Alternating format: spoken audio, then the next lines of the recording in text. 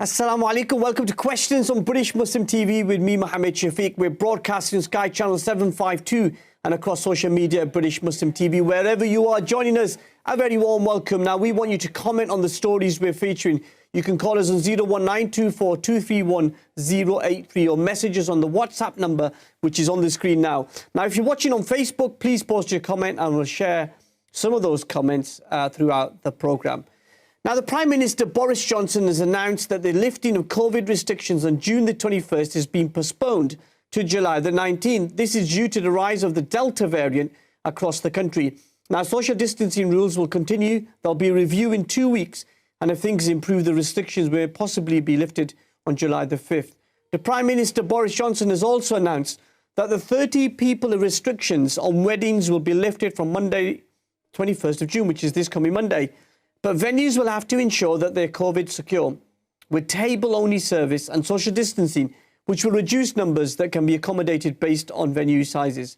All venues will have to do a risk assessment with a maximum of 6 people per table. Now, current limits will remain on how many people can meet, with groups of up to 30 allowed to meet outdoors and up to 6 people or 2 households allowed indoors. The House of Commons have just voted on this in the last few moments. Just try to get it on my screen. They voted by a huge majority for that 4-week extension. We'll bring you the details of that result once we get it. Sorry, I'm just trying to get it on my screen, but it's not clearly coming on my screen. But I'll tell you about that in a second. Now, in other news, Canadian authorities have levelled terrorism charges against a culprit who killed 4 members of the same family, London, Ontario, last Sunday. Nathaniel Veltman is 20. He was charged with terrorism offences when he appeared in court on Monday. And he has been remanded in custody. And we'll be talking to somebody from Canada about the aftermath of that event. Shortly, we'll be heading to London to talk to the filmmaker and journalist Robert Inlakesh about the Palestinian struggle for freedom and an end to the occupation. Robert joins us live shortly from London. Then we head to Blackburn to discuss the topic. Let's talk about Muslims. Asif Mahmud is a community activist and a podcast presenter and a regular contributor here on British Muslim TV.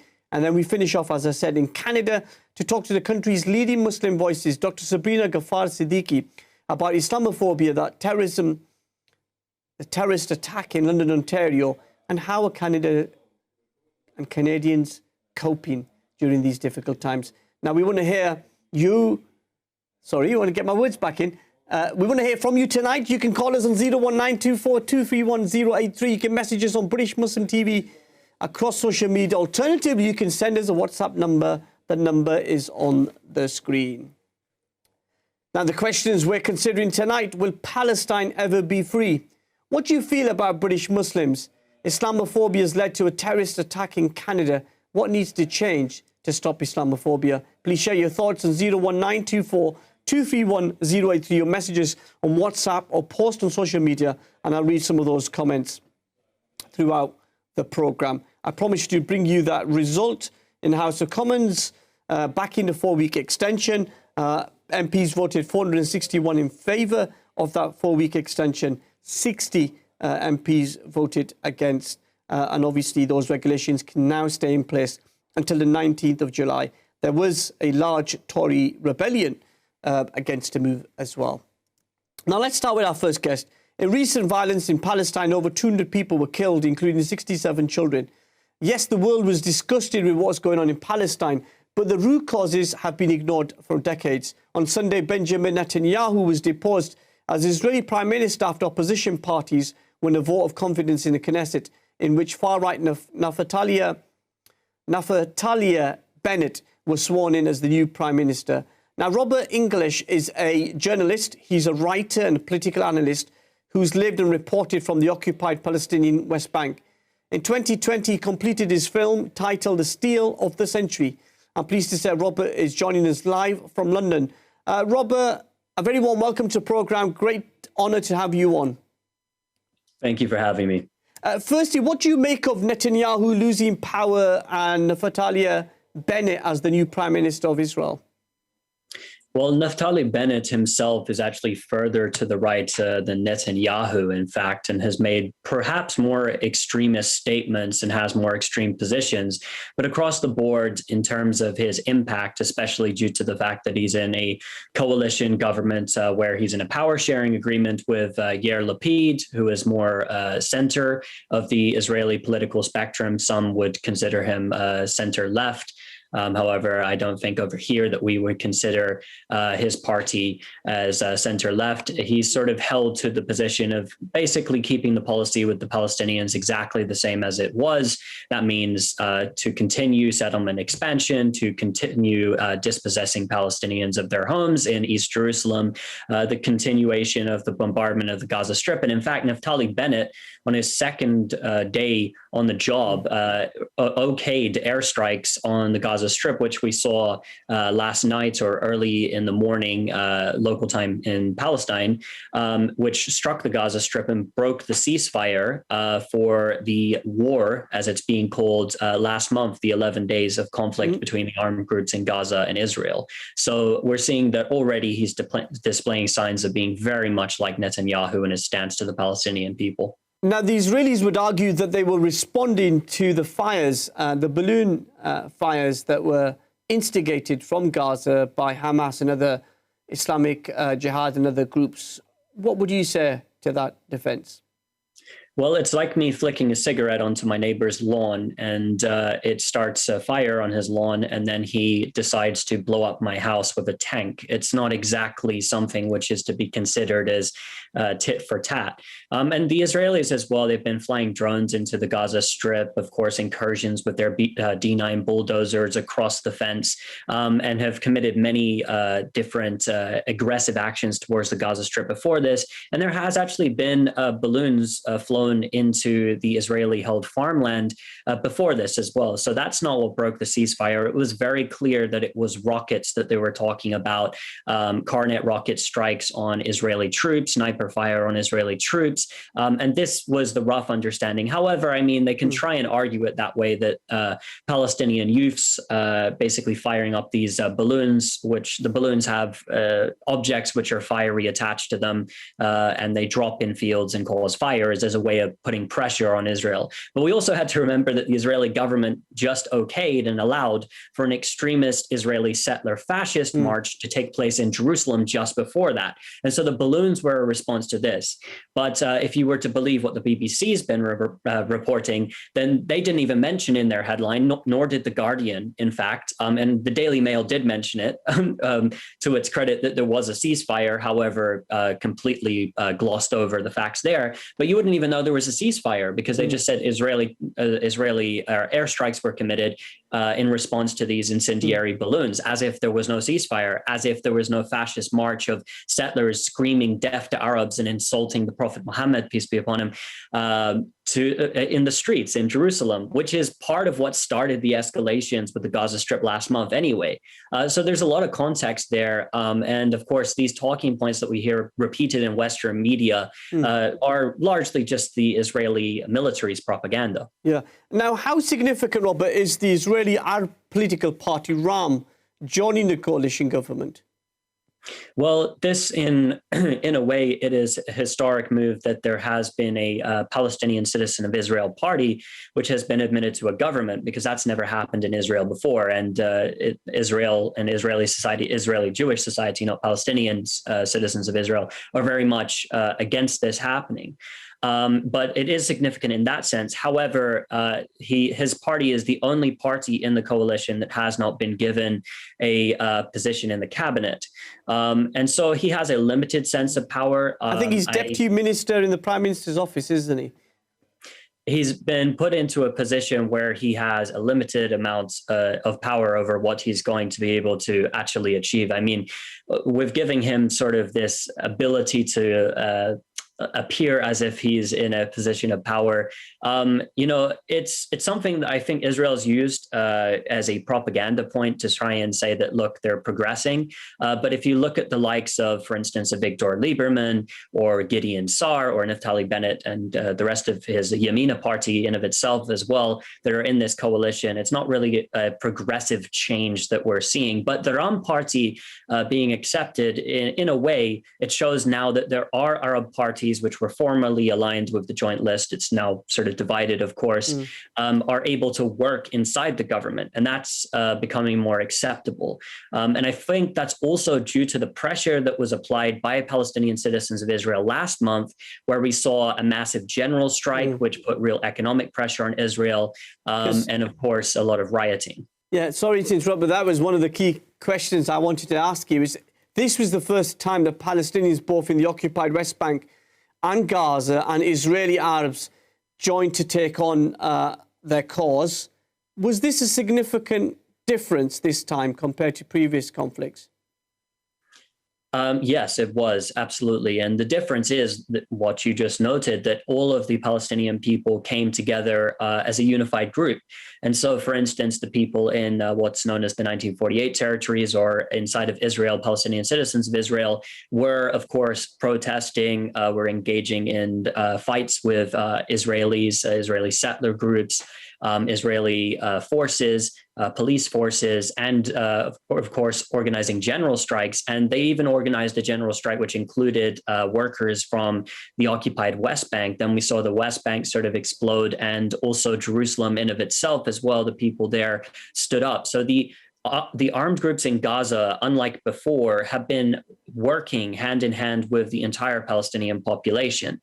And that's not something that we've really seen before, especially in the Gaza Strip. Now, it's not just Hamas and Islamic Jihad. In fact, there's what's known as the Joint Room of Palestinian Resistance Factions, which includes the PFLP, the DFLP, a number of different armed groups attached to all different political parties, whether they be nationalists, whether they be Marxists, or they be people with an Islamic party. They have all fought together. So that is something that is unprecedented and really delivered a political win for the Palestinian people, in that these Israeli attempts to divide the people had largely failed, and it brought people together in an unprecedented way. And of course, that's positive towards Palestinians applying pressure on Israel to change their policies. Robert, I know you can stay with us. We just need to take a quick break. When we come back, we'll open the lines on 01924231083 if you want to join the discussion. And we'll carry on the conversation about Palestine and Gaza and the response of the international community, or the lack of response. Join us on this side of this.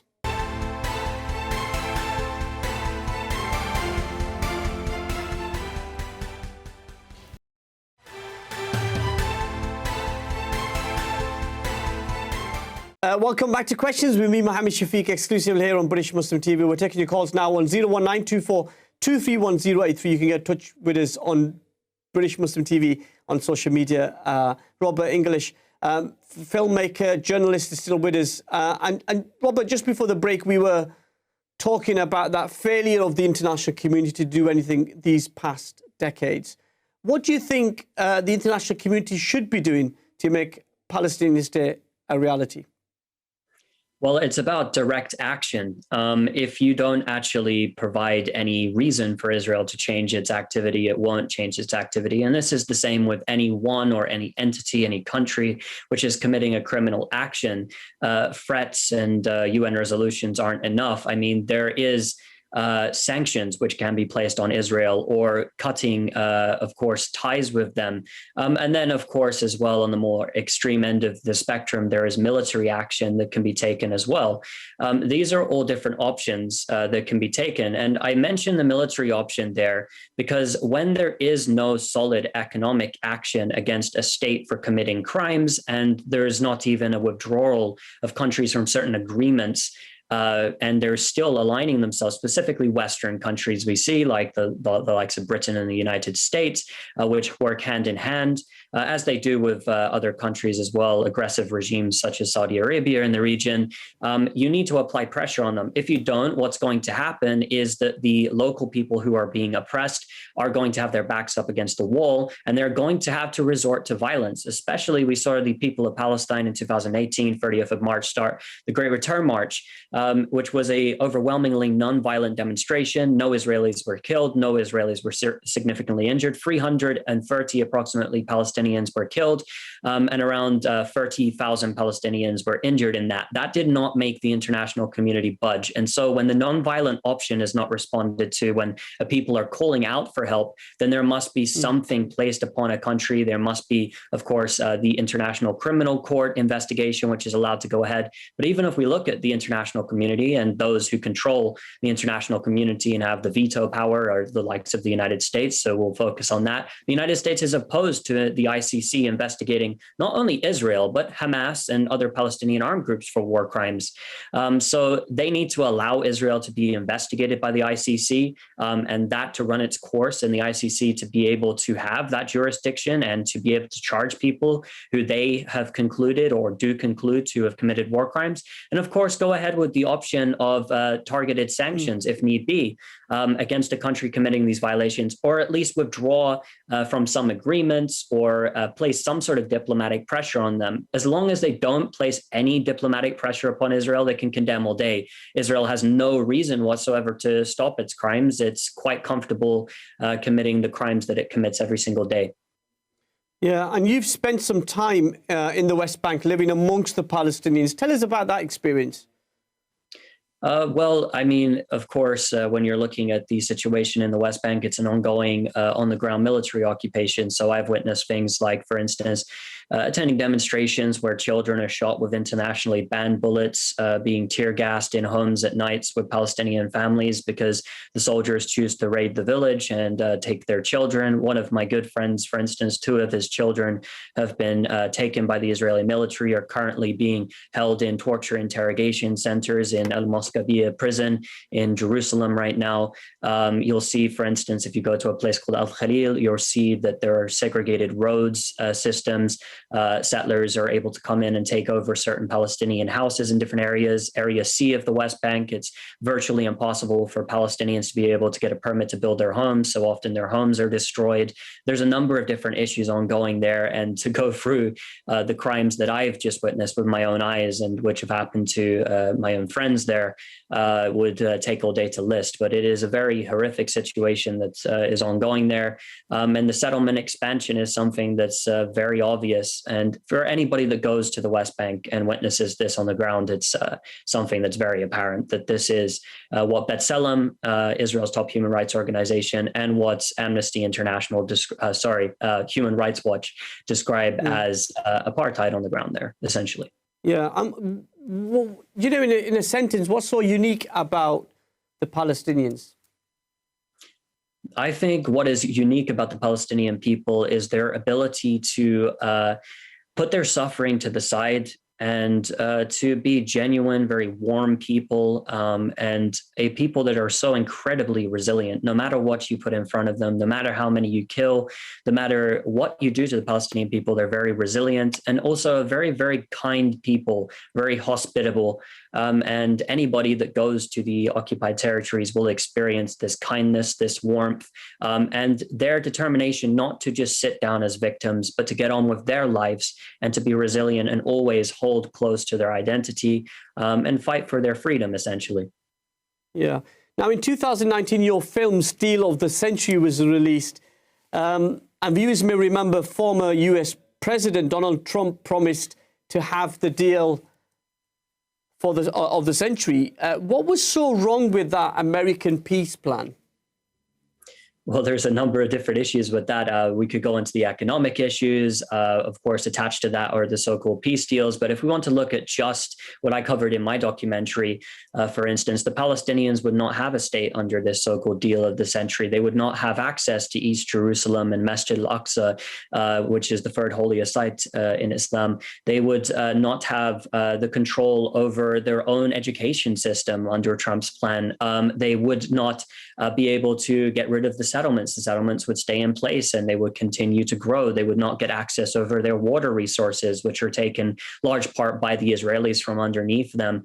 And of course, there's a number of different issues which would have carried on. And in all, there would not be a state. They don't have any autonomy. And so the Palestinians can't accept this. And of course, that leaves millions of Palestinian refugees as well out of the picture, and just denies them of their right to actually call themselves even Palestinians under this plan, which in my opinion is incredibly racist, to tell people that they don't come from somewhere anymore, kick them out of their country, and then try and give them an economic incentive to stay in a foreign country.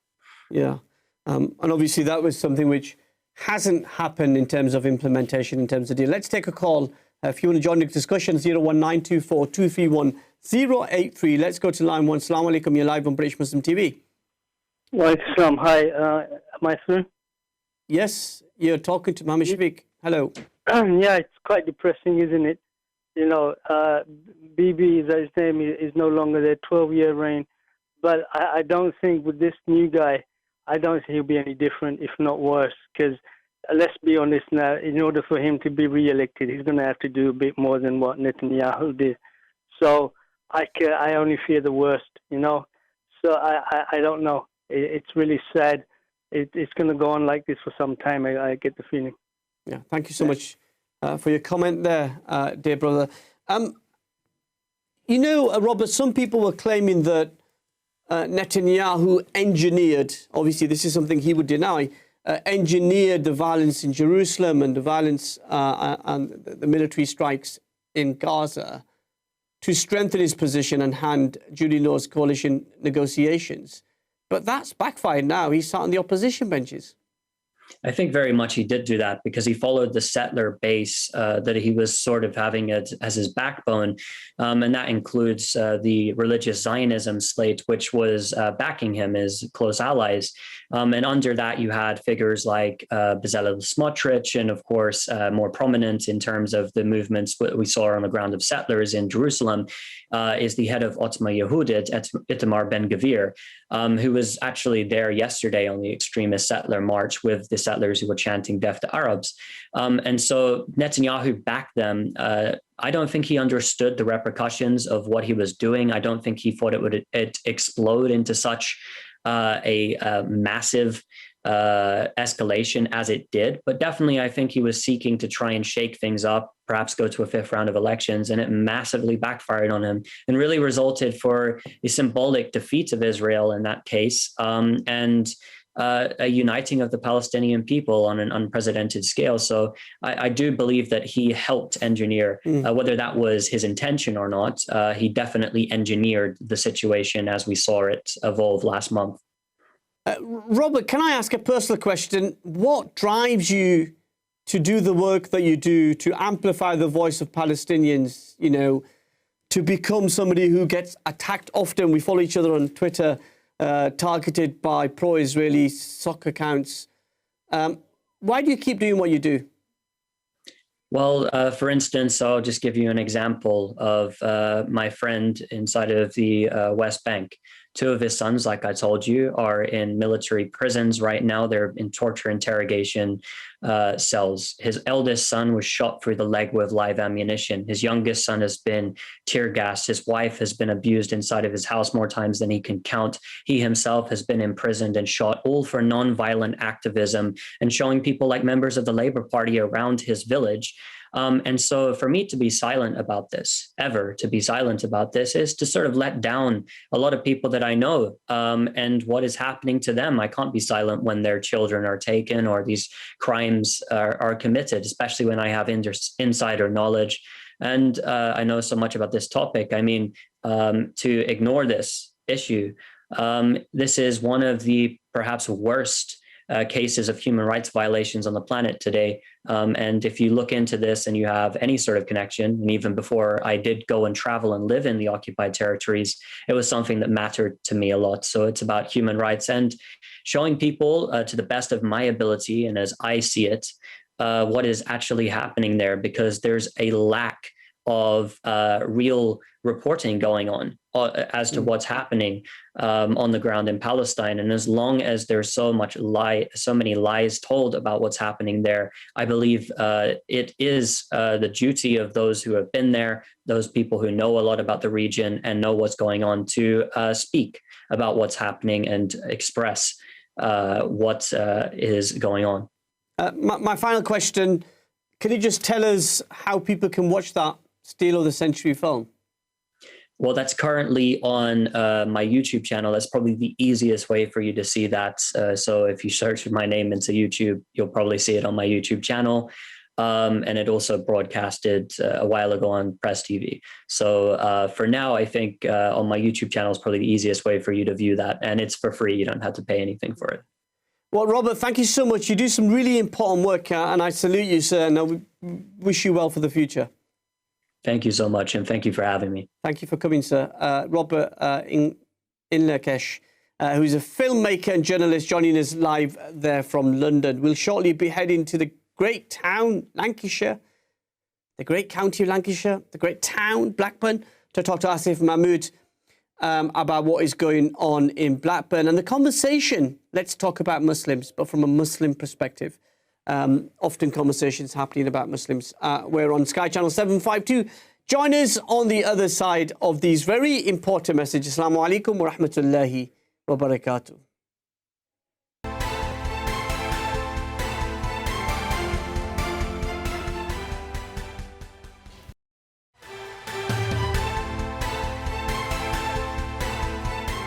Assalamu alaikum, welcome back to Questions with me, Mohammed Shafiq, exclusively here on British Muslim TV. Now, Asif Mahmud is a regular contributor here to British Muslim TV. He also does a podcast called Let's Talk About Muslims. And so I thought, why not tonight? Let's have him on and talk about Muslims. And I think it's really important that during these times, it's important that we take your voice and amplify it. And that's what British Muslim TV is all about. We can take your calls now on 01924231083 or get in touch with us on our social media.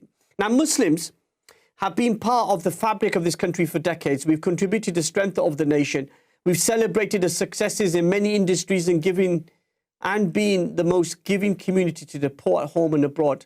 But the reality is that Muslims have been talked about, but how many times have we reflected on how we are contributing to that conversation? Now, Asif Mahmud is a community activist based in Blackburn. He's the host of the Real Talk podcast, where his guests talk about his issues, topical issues that matter. I'm really pleased to say Asif Mahmud is joining us live from Blackburn. Asif Mahmud, Assalamu alaikum, and a very warm welcome back to the program. Great to have you on. Welcome, Salam Shafiq. Thank you for inviting me on your show once again. It's always a privilege to be on your show. Thank you once again. You are so kind. Let me see how you feel after we finish the interview. And now Blackburn with Darwin has hit 583.2 cases per 100,000 last week. What the hell is happening in your town of Blackburn? I think it's a combination of factors. And I think this has been well, talked about over the last 8-9 months during the pandemic. There's a large Muslim population, is a South Indian Asian population. There's multi-generational households living together. Many of the people working on front-line jobs, etc. So they need to work. There's socioeconomic reasons as well for not really tackling this issue of COVID in the way where other parts of the country have managed to sort of calm it down a bit. But I'm sure Blackburn with Darwin is still not as bad as people think it is. Vaccine numbers are going up. Testing numbers are going up. 583 suggests that it's not going so well. Something's... It's not, but if you do, obviously, that's comparison with obviously other parts of the country. But Blackburn has made some serious strides in tackling this issue. There's been a big campaign of vaccination and testing, especially in the last 2-3 months. And hopefully we'll be turning a corner on this. Okay. And I am very hopeful. And Blackburn with Darwin Council is very hopeful on this as well. Okay, hopefully we can just...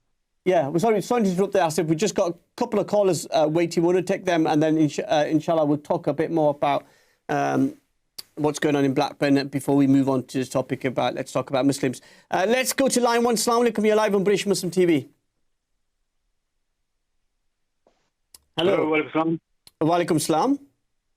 Hello, sir. Yes, you're live on TV. Who's there? Thank you, Mohammed Shafiq. Is that Mohammed Shafiq? Yes, it is. Yeah, hello. Yeah, I'm sorry. I didn't know you was talking to me. Yeah, okay. Regarding your host now, the situation in Blackburn is obviously the dire one.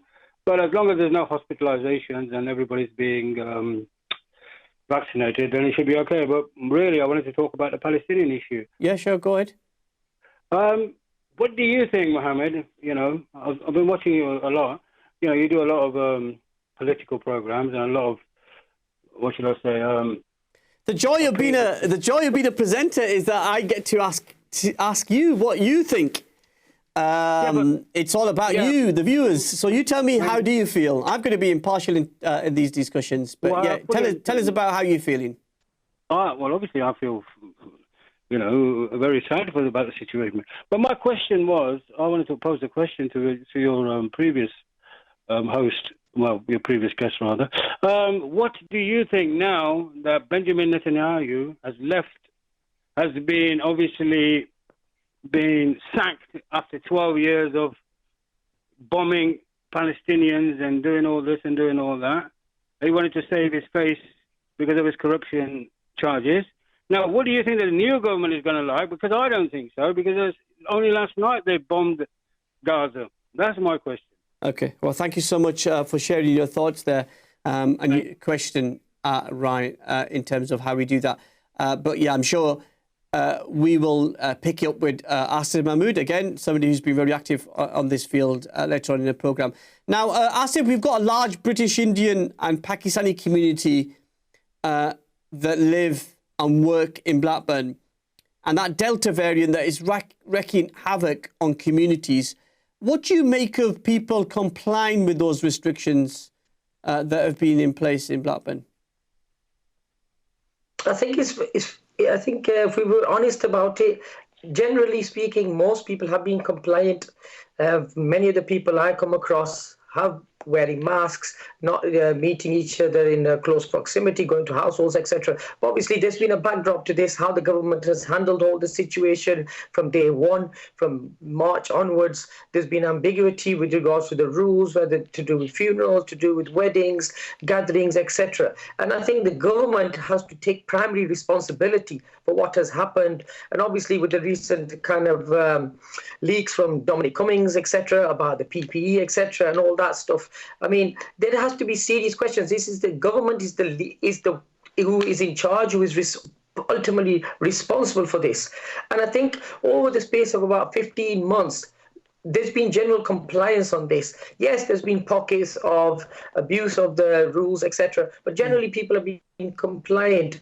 Then there was the issue of the Pakistan being put on a red list. India wasn't put on the red list. There was this 2-week gap, which has obviously exacerbated the problem. And this Delta variant, we know its origins are from India. Hence, but why did Boris Johnson, the UK government, not put India on the red list sooner rather than later? So this has obviously exacerbated the problem. And then we have a largely Indian Pakistani population in towns like Blackburn and many other parts in the northwest. So people have gone abroad, they've isolated, but obviously there isn't a foolproof system here. And again, the government has to take primary responsibility for this, for a lot of the problems we're still facing today, and hence the extension for another 4 weeks, which Boris announced a couple of days ago. So I think the community itself should be praised, primarily because they've been at the front line. They're the ones who made the sacrifices, whether it's the takeaway people, whether it's the taxi drivers, whether it's the frontline nurses or the care workers, who are predominantly from immigrant backgrounds. So Okay. I think the discussion should not be that it's the community is to blame. The community is actually being the one who's been contributing to making sure that we live in a safe environment, and economically we still keep going. Yeah, we keep going. Yeah, and I'm sure the government would disagree with what you say there. But let's take one more call and then we'll move on and talk about another topic. Let's go to line 1. Assalamu alaikum. You're live on British Muslim TV. Assalamu alaikum rahmatullah wa barakatuh. Hello, sister. How are you? I just wanted to mention, I know it's not the topic today, but I watched something on YouTube, and it was an elderly man in India that was traumatised by his beard getting cut off, and I was traumatised by watching it, and I couldn't finish watching it all. I just wondered, I know you're not talking about it today, but the things that they go through as Muslims in India, and you wouldn't think this would happen in India because it's majority Muslims that live in the geography map, and it goes back in history where Muslims, everything Taj Mahal. But the things that he went through, the elderly man had to say things when it's not his religion. He's a Muslim. The thugs, the way they attacked him, the humiliation. Why? I know that's India, but that I just felt like it should be highlighted. It's a shame, and it's devastating to watch something like that. Well, thank you so much. Keep you too long. Assalamu alaikum. Wa alaikum salam. Thank you so much. And you have highlighted it exclusively here on British Muslim TV. I wanted to ask you one more question before we move on and talk about the topic. Let's talk about Muslims. Tiger Patel caused a huge earthquake in Blackburn when he beat Labour in the local elections. Were you part of that group of people known as the arrogant group he alleges was laughing at his campaign? I mean, when you're saying I wasn't part of the arrogant group, I take issue with that kind of labeling of the arrogant group. But well, there was a group of people, Asif, who were saying that his campaign was laughable and that he wasn't going to win. He was going to, not do anything. And then suddenly he causes a huge earthquake by winning. And there were some people complacent in Blackburn. You were named as one of the people. I just wanted to give you a chance to respond. I think it's a fair point to make about complacency within the Labour Party, locally speaking in Blackburn, and actually many other parts of the country. The local elections obviously brought that out. So yes, there was some complacency. There were other internal kind of issues, locally speaking, which led to his victory. And he won. Absolutely, he's elected councillor now, and hopefully he'll do a good job. In that sense, however, the Labour Party has to look at itself. Do you think the red wall? Do you think the red wall is crumbling in Blackburn? Not necessarily just in Blackburn. I think there is a threat of the red wall crumbling across the country, especially in the north, where it's heartland and Labour Party supporters, our grassroots supporters. We need to address this issue, and this issue has been going on since Corbyn. Corbyn was a breath of fresh air. He reinvigorated the party. Our membership quadrupled into 500 to 600,000 members. Then we had the saga about anti-Semitism, Corbyn, accused of anti-Semitism, or the party being accused of anti-Semitism, etc. Then we had a new leader, Keir Starmer. I think the blame again goes to Keir Starmer because he's the leader. And to be honest, to describe him, the best way I could describe him so far, he's been a damp squib. Since it's during the pandemic, he's been indifferent. He's not been relevant. I think by the time Christmas came, he made a few statements then, but that was a bit too late in the day. Again, similarly, now in just this last week, we had the Black Lives Matter, the people taking a knee at the football. Again, it took Keir Starmer 6 days to comment on the English fans who were booing. Yeah. I mean, certainly Keir Starmer. Keir Starmer again, is he the leader? He would argue, Asif, he would argue that he inherited a mess, worst election defeat under Jeremy Corbyn, and he's rebuilding the party, and that rebuilding is going to take some time. It will take time, but we've not seen any vision from Keir Starmer where we can see, right, we're going to turn this corner and he's going to take the party to another level where we should be back to where we were, which is our grassroots supporters, our heartlands of Labour Party supporters, which is the Northwest, which is the large parts of Yorkshire, etc., and down south. But he's not managed to do anything in that regard. Yeah, well, it's a vision. Yeah, we're going to talk about this issue further with you, Asif Mahmud. We'll talk a bit about your podcast as well. Let's take a break. We'll take more of your calls, 01924231083. John is on the other side of these very important messages. Don't go anywhere.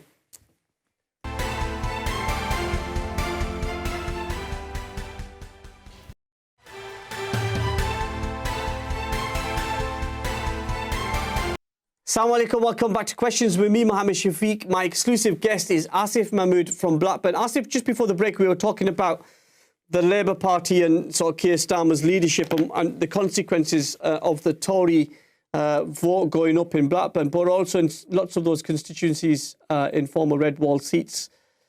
There's a point which your sister was making about human rights abuses in India, but there's a wider case, is there not? What do you make of Keir Starmer's leadership on human rights, whether that be Palestine, whether that be China, whether that be India, and his leadership on these issues? Because he's a barrister, he's a lawyer who practiced international law for many years.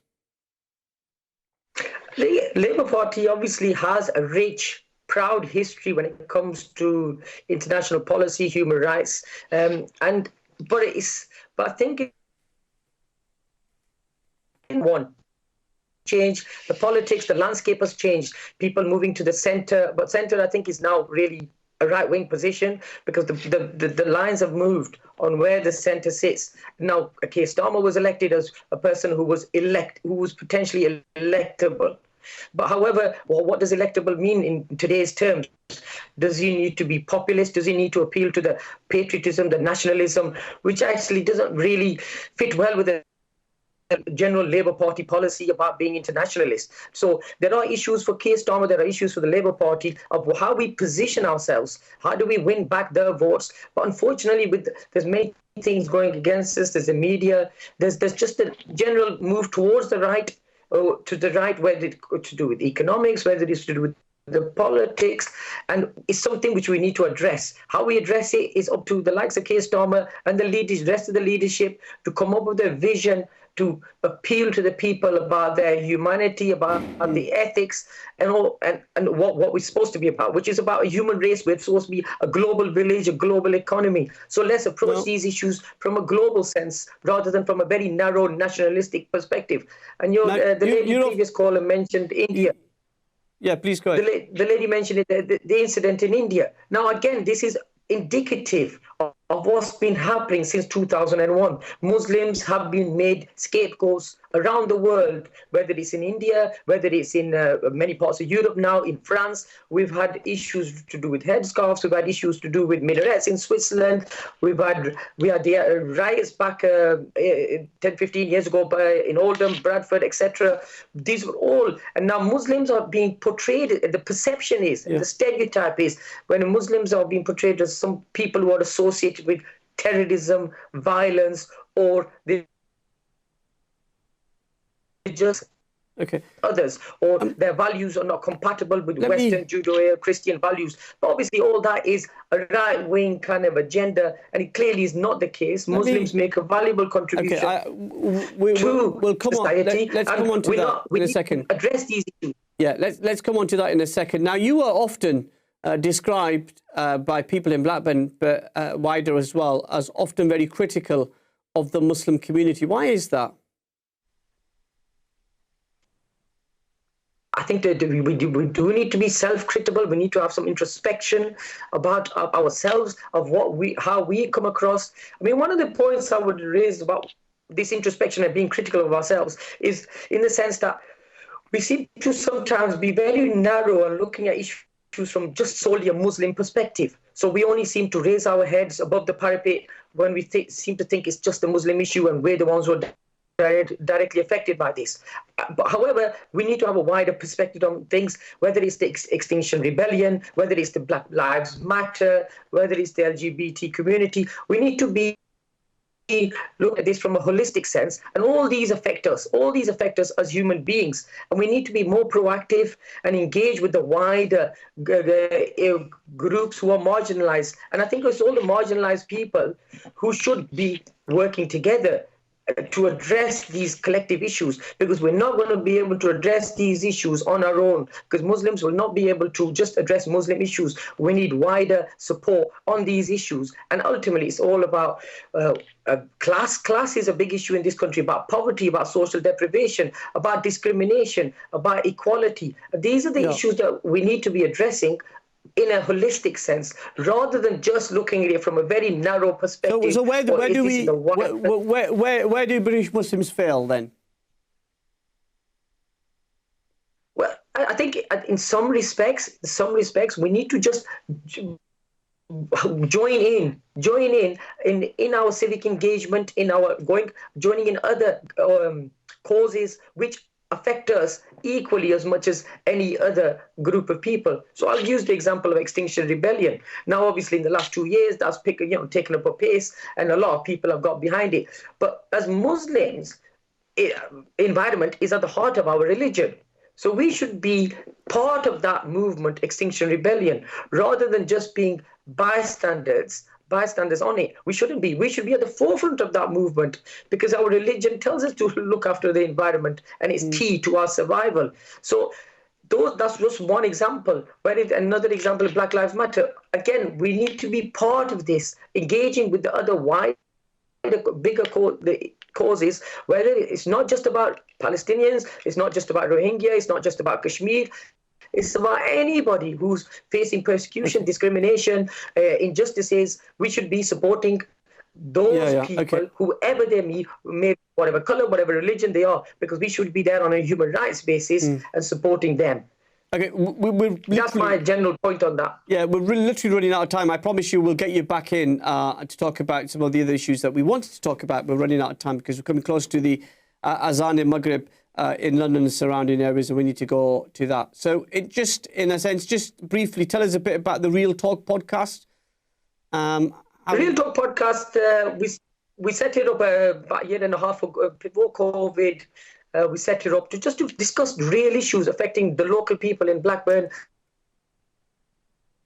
When obviously we covered topics like religious and sex education, then COVID came along, we covered the COVID issues about vaccination, encouraging people to get vaccinated, discussing the pros and cons, getting the right messaging across with regards to COVID and social distancing and all those issues, discuss the budget, what impact that has on the local people, on the economy, on jobs, etc. So we've tried to be real, discuss the issues that people want to be listening to and contributing in our show. So because it's a local kind of a community channel where we want local contribution, we want people to drive and steer the conversation. What is it, the issues that are affecting people? What is it they want more raising awareness on? Where do they need education on? Which direction do they want to go? So it's more a community-led kind of channel, rather than people sat there dictating to the masses and saying, this is what we think you should be doing. No, this is more community-led channel. And then in a sense, hopefully we'll be doing more podcasts. Yeah, and then social media generally has changed the ability for everyone to amplify their own voices. That's probably a good thing as well, isn't it? Yeah, social media has brought with it a lot of benefits, but it also brings with it a lot of issues of how you access social media, what types of media, who you're listening to. Before you amplify anything, you need to verify it. How you verify it is critical, because there's a lot of misinformation out there. I mean, we don't want to go down the Donald Trump route of just calling everything fake news, which doesn't suit his agenda. You have to be clear on what you're doing and make sure that you verify something from credible sources before you amplify it. So we try to get people on our show who know what they're talking about. Thank you. And then get the right messages across. Well, Asif Mahmud, I know that was a bit rushed, but we'll promise you get you back in next time and we can have a more detailed discussion. Now, last week we talked about the 4 members of the same family who were mowed down by a right-wing terrorist whilst they were out for a walk in the Canadian city of London in Ontario. Now, the police there confirmed the deceased is Salman Afzal, 46, his 44-year-old wife, Madiha Salman, their 15-year-old daughter, Yumna, and their 74-year-old grandma, Talat Afzal. Their funerals were held on Saturday last week and they were laid to rest in the city. On Monday, Canadian prosecutors charged 20-year-old Nathaniel Veltman with terrorism offences when he appeared in court. Dr. Sabreena Ghaffar-Siddiqui is one of Canada's most important Muslim voices that provided a response to the terrorist attack. She's a professor, researcher and public speaker. I'm really pleased to say that Dr. Sabreena Ghaffar-Siddiqui is joining us live from Toronto in Canada. Assalamu alaikum and welcome to the programme. Wa alaikum assalam. Thank you for having me. Reflecting on the events of the past week or so, how are you and your community bearing up? So, it's been an exhausting week, very tiring. My reaction to the event, if you want to know truthfully, like considering I've spent the last decade of my life, knee deep in Islamophobia and racism studies, I wasn't surprised. I was hurt, but not surprised. And I think that hurt is now turning into other things. and I've heard from a lot of people that there's some survivor's guilt going on where, people feel sad that they're able to be with their families and the Afzal family aren't together. So, it's a complex mix of emotions, I would say. And a lot of fear. There's a lot of fear within the various Muslim communities here. Yeah. And what did you make of the response from the political leaders, Justin Trudeau, Mr. O'Toole, I think his name is. Erin O'Toole, Jagmeet. He's our Boris Johnson. Yeah. So, but what did you make of their reaction and their response to this attack?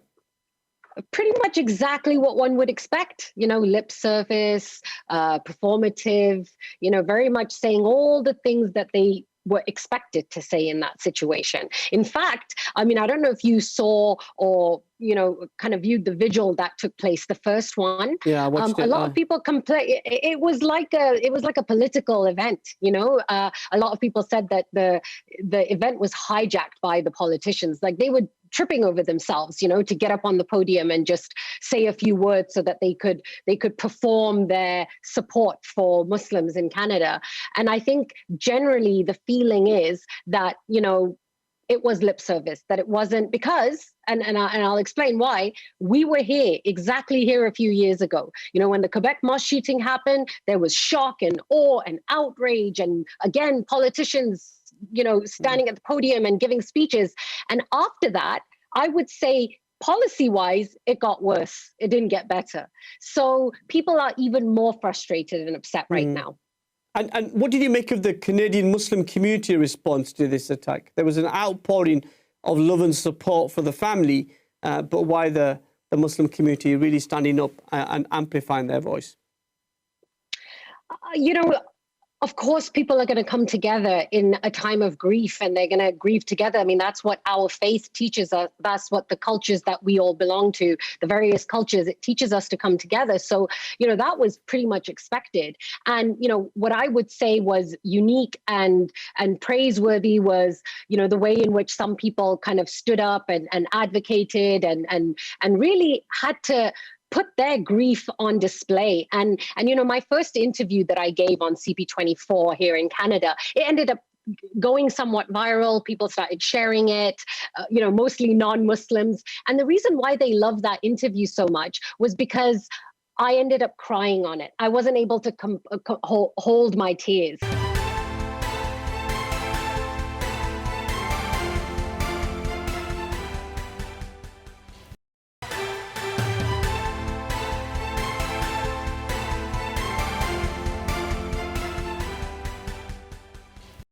It was the first interview I gave. It was in the morning. I was thinking about what my son had said to me. And I kind of lost it and I teared up a little bit. And that's a really good example of what is generally expected of Muslims in these situations where, our grief has to become a performance. They want to see us upset. But, when we start speaking about facts and policies and what our needs are as communities, those voices don't get amplified. So, I praise the people who kind of in that time of grief got up and advocated and said, no, we don't want your thoughts and prayers. We want you to put some concrete policies in place that's going to change the situation for us. Yeah. Bishop, for British viewers, Canada is always seen as a liberal country, a safe haven, a safe place for Muslims to practice their faith. I've been there many times. What is life really like for Canadian Muslims? Look, I'd be lying to you if I said that, oh my God, you can't even walk in the street because people are so Islamophobic and so racist. I was born and raised in the UK. I left that country when I was 19, back and forth quite a lot. I lived in New York for 7 years. I can tell you that everywhere you go, any country where Muslims are a minority, racialized people are a minority, it's tough because racism displays itself in different ways. It's insidious, sometimes it's overt. You see it in workplaces, in healthcare settings. And these events always get the attention because they're shocking. So people give it attention, the media gives it attention, people give their thoughts and prayers. But the racism that I'm worried about, that I see in Canada, is, what happens in schools. I mean, just a few years ago, we've got a district here, Peel District, right? Like a region. And Peel District School Board, there was all this like drama going around because some Muslim students wanted to be able to pray on Friday and they were not allowed. And, there's always this sense of surveillance, suspicion. And then there was this YouTuber, right-wing YouTuber who basically put a call out online to non-Muslim students to film their Muslim students. So we're talking about secondary school students, high school students. So he was basically, telling them to film their Muslim students and find the terrorists among them. So that's the type of racism and Islamophobia that I'm afraid that we don't get to hear about. We only get to see the big incidences. Yeah, we'll talk a bit more about that in a second. I know you're happy to take some calls, so let's go to the lines 01924231083. Let's go to line 1. Assalamu alaikum. Assalamu alaikum. My name is Yusuf. Hello, Yusuf. I have a question for the UK Muslims in regards to the recent terrorist attack on the defenseless Muslim family in London, Canada. Are they doing anything to stop it happening in the UK? Are they approaching their MPs? Are they speaking about it in Parliament? Stuff like that. Yeah. Is that something that you think they should be doing? Definitely, because when if it was a Muslim that done something wrong, it would have been all over the news and the world, etc. But if the Muslims get attacked, then nothing is done about it. Yeah, that's. Thank you so much for your call, Dr. Sabreena. That was a point I was trying to make on social media last week. In that our Prime Minister Boris Johnson didn't issue any statement. He didn't tweet anything. And when he met Justin Trudeau at the G7 summit in Cornwall, it wasn't even mentioned. And I just reflect on the fact that had it been the other way around, had the culprit been a Muslim, there would have been a minute's silence at the summit. There would have been conversations around looking at these issues. Is that something which you recognise as well? I do, and I'm actually quite surprised. There are more Muslims in the UK than there are in Canada.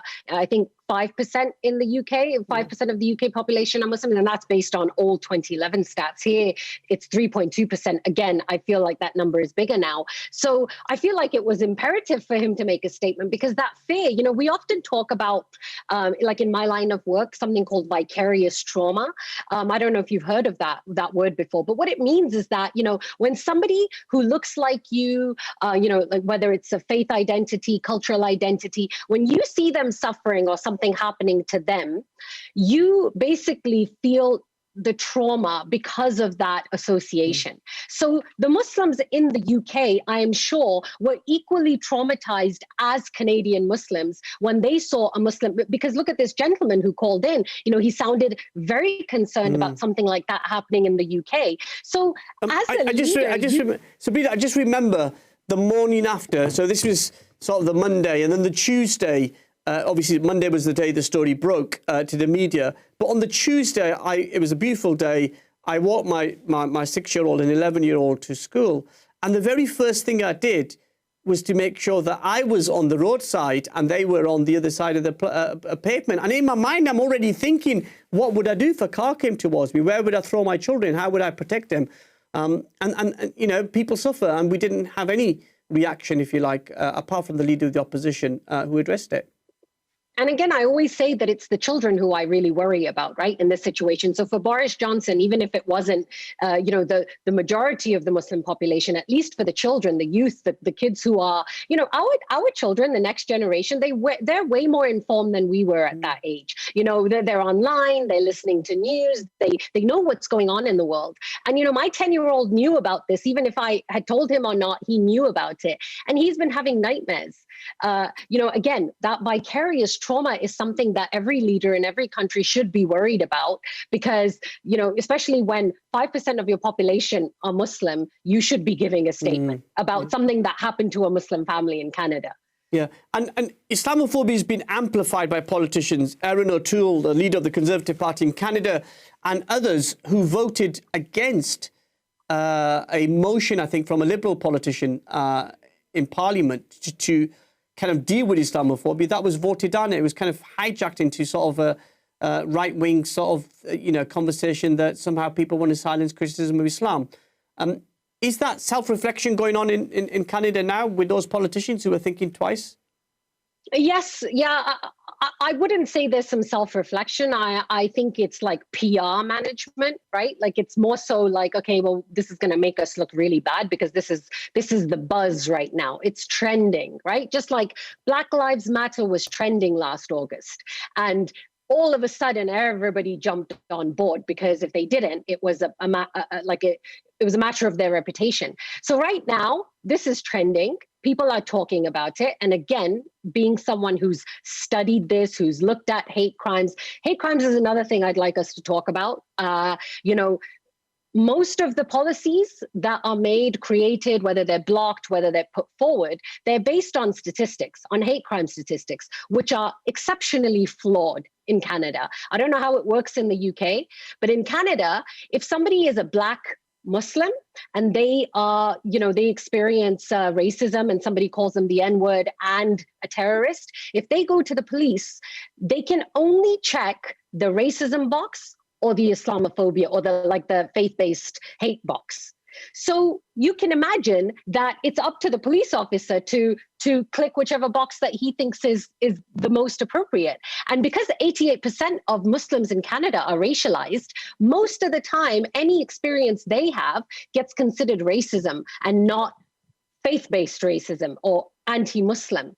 So that completely changes the stats. The other thing is we always hear this news about how when the Quebec mass shooting happened, all of a sudden there was a spike in reported hate crimes against Muslims. That doesn't say anything about the fact that there are more hate crimes going on.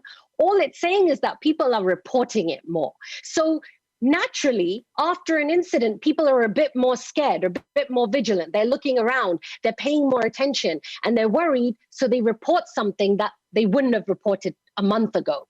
So I argue that these, the hate crimes are happening, they're ongoing, they're just not being reported the same way. Yeah, they're not being reported the same way. I was just reflecting on, I think it was the Community Cohesion Minister in Stephen Harper's former cabinet, who was doing that self-reflection, who was saying he should have spoken out when he had a seat at the table when these sort of things were happening. Do you think politicians have got an extra duty now to really deal with this? Because this is the second major incident in Canada after the mosque attack as well. Yeah, of course they have a duty, but I mean, it's kind of easy for him to say that because he's not really looking for votes anymore, right? Like at the end of the day, politicians, they're looking for votes, and it's easier for him to self-reflect and say that, I should have done this or I should have done that. There's not much at stake for him now.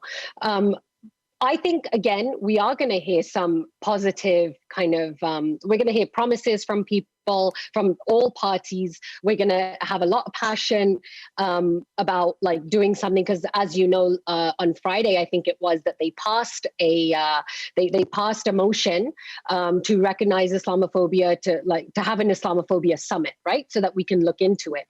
But again, I'm not holding my breath, because when is this summit going to take place? They said before July, I think. Who is going to be part of this summit? Which voices are going to be included? How much resources and energy and attention is really going to go into this? Like as the case is in the UK, right? Islamophobia is experienced differently by racialized Muslims compared to white Muslims, compared to Muslims from other intersections. So a refugee, a new immigrant, their experience is exacerbated. And they are also less likely to report because there's always like a very, an uncomfortable relationship with authority when it's a new immigrant or a refugee. So, which voices are going to be included or not included? How is it going to be done? I wouldn't kind of rejoice at right now for any of these kind of displays of solidarity until we actually see some concrete policies laid out where we're being told that schools, workplaces, healthcare settings, everywhere where Muslims operate, that those places are going to be vetted, like where we're going to put some attention. And online hate is a huge problem. And I always argue that it's directly related to the hate that we see in person, that we see on the ground. Yeah, and you think there are consequences to politicians and their rhetoric that then leads people to carry out those attacks? Well, absolutely. I mean, right now, women, and for years, Muslim women, especially Muslim women with niqab or hijab, they've been at the forefront of policy conversations. It's like there's nothing else for us to worry about. The most important thing for us to worry about is to save these oppressed women, oppressed women, and to make sure that Canadian values are thought about and we care about them. So. Yeah. If women... Just pause there. Sorry, Dr. Sabreena. We've got to go to a very quick break. I know you're going to stay there. The minister I was talking about was a Conservative MP, Tim Oppal, who is Minister of State for Multiculturalism in the Stephen Harper government. Join us on the other side of this.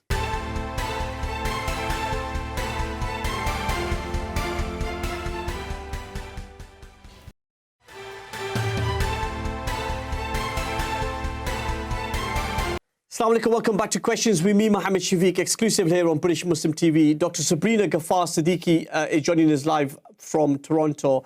And I know you are happy to take some questions and comments. So if you want to join us now on 01924231083, the lines are open.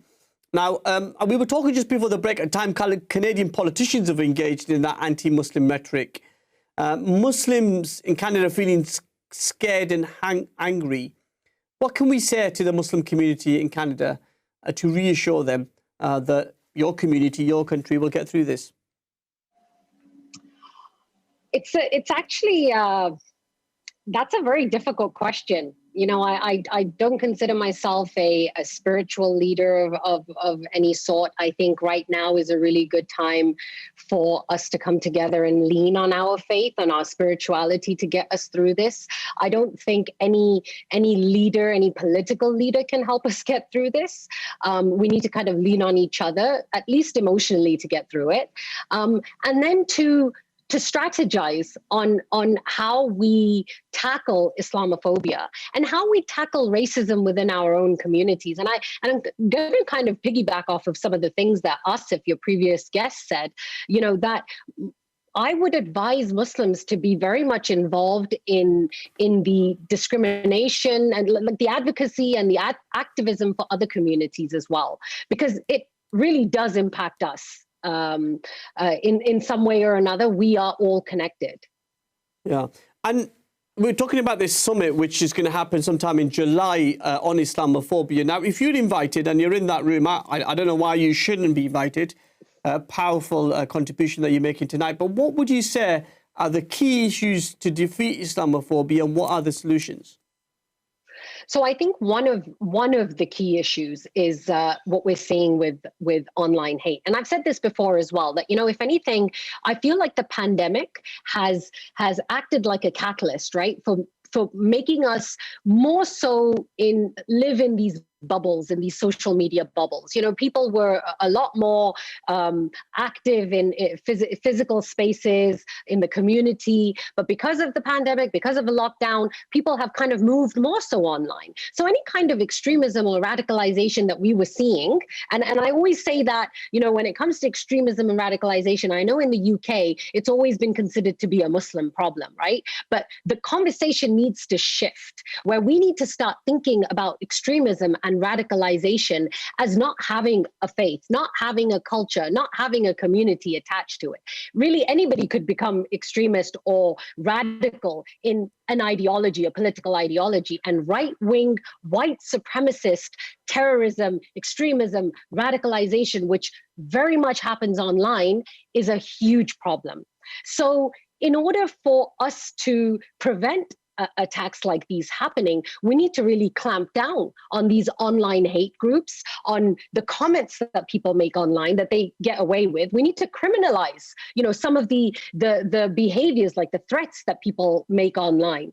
So that would be one of the things. Because you've argued in other broadcast interviews that the hate that happens online is directly related to the hate that we can see in person, like we saw in London, Ontario, we saw in Quebec, that we saw, you know, mosques that attacked women who have the headscarf ripped off. How do you make that connection? What do you base that connection on? Okay, so the way I see it is Nathaniel Veltman, he is not the cause. He is a symptom of a disease, right? So if we think of Islamophobia as this disease in society, which comes from rhetoric, it comes from the films and movies that you know we see where Muslims are depicted as terrorists, as this problematic group, and that feeds this fear and this suspicion that, you know, Muslims live under all the time. Like that's what we're considered to be, these problematic you know, citizens in society in various countries. That's the backdrop that we're living in, Islamophobia. And then what happens is it penetrates society, and then you've got some people who become hateful. You know, they're not only just scared of Muslims or think that they're problematic, they just become hateful towards them. And they make online comments, they share that hate in ways that's not violent, you know, per se, or not something that you could criminalize as a criminal act.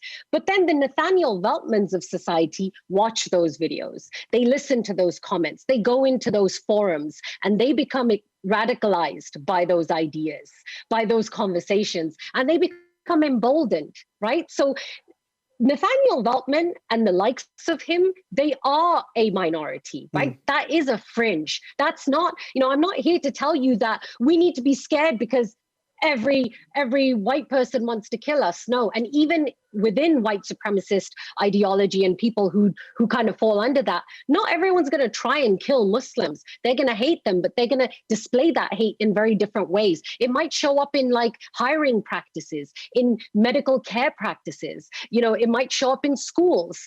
But then you also have someone like Nathaniel Veltman who will take that hate and pair that with, you know, mental health issues, life events that make that person unstable, and then they will carry out attack like this. So I tried to draw this connection like a thread, you know. If we can't just look at the symptom and not look at the disease, if we just try to find all the Nathaniel Veltmans and be like, all right, we need to get rid of all these people, there will be more who are created as long as Islamophobia and the rhetoric and that backdrop is there. Yeah, and what would you say the society and the non-Muslim communities in Canada and around the world need to do to expose this sort of Islamophobia and racism and bigotry?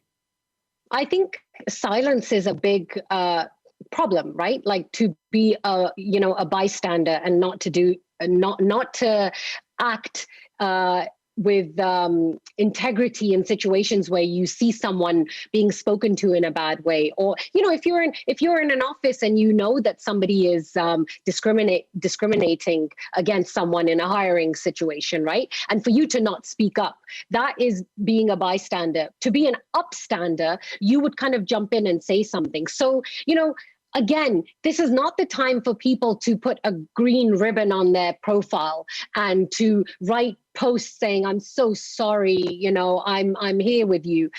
We need action. We need people to be upstanders, to jump in, to say something, in schools, so that Muslims and other communities that are marginalized feel like they can belong in society in the same way, so that they can live and move in society the same way as everybody else. And you told us earlier you were kind of born in England, so we kind of want to adopt you as ours. But then you lived in America, you've got an American passport, you lived in New York for 7 years, as you said, and now your home is sort of Canada. Where is the best place? Which one do you like the most?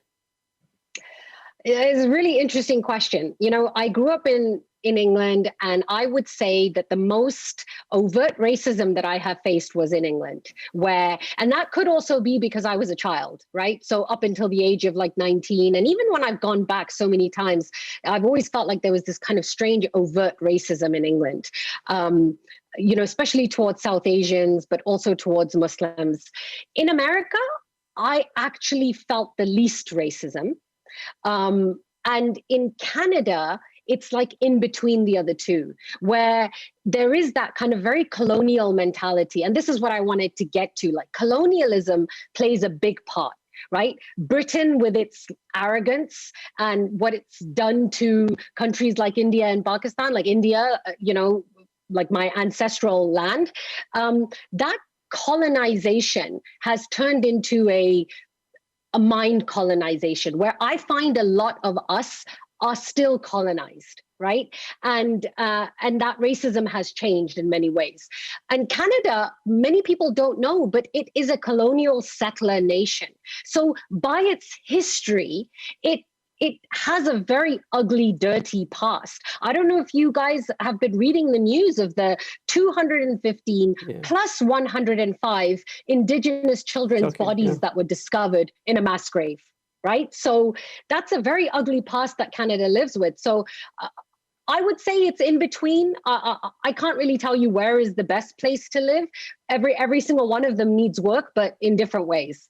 Yeah, well, we need to get you up to Bradford and sort of Manchester and experience the positivity. My final question, dear sister, what is your message to our viewers about Canada?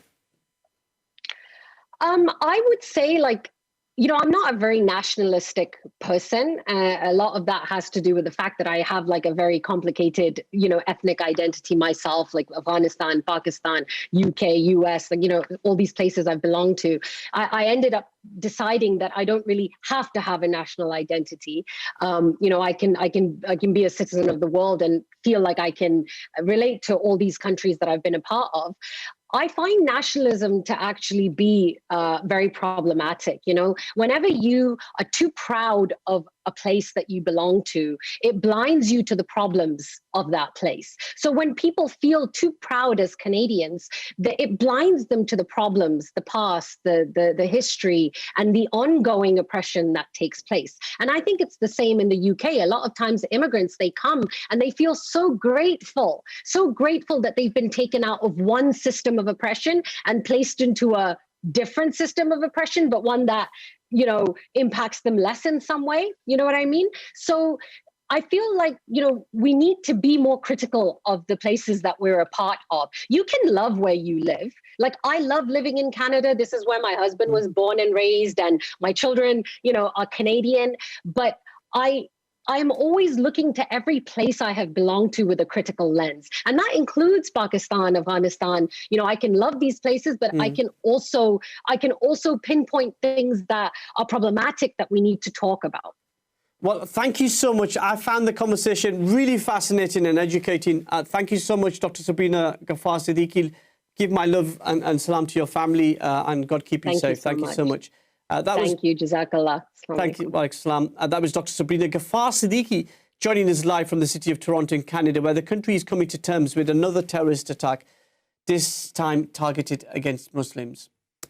And I wanted to finish tonight by giving you that news that we've had tonight. The Prime Minister on Monday made that announcement of the extension of the COVID restrictions, which would have been Freedom Day, which would have been Monday, the 21st of June. He's obviously extended that by 4 weeks to July the 19th. Now, Parliament had been discussing this. The vote was 461 in favour of extending the lockdown restrictions. 60 were against. Many of those 60 were Conservative MPs. The Prime Minister's promised we will get through this. But that's the end of the programme. Thank you so much to everyone behind the scenes. See you very soon. Assalamu alaikum wa rahmatullahi wa barakatuh.